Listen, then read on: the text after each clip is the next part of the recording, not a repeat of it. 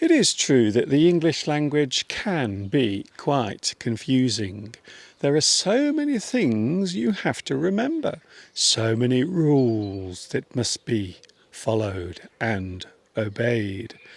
One thing in particular is the use of literal meanings. When we talk about things that are literal, it means that they are happening or have actually happened in real life.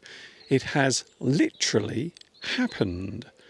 There is, of course, figurative as well. Figurative means something has been imagined, or perhaps you are using a term or a word as an idiom.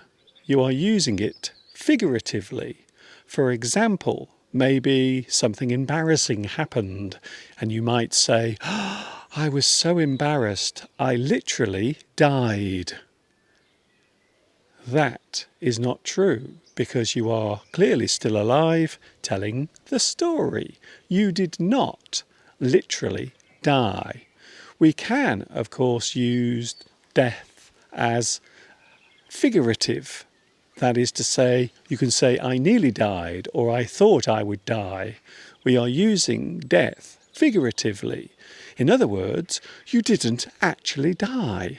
You are saying that you felt as if you were, or perhaps you thought you would. You didn't die. You didn't literally die. You died figuratively. So remember, next time you want to state the way you feel, or maybe something you want to express, don't forget, there is a difference between literal and figurative. Literally means it did happen or it is happening. Figuratively means that it is imagined as happening. And that is all I have for today.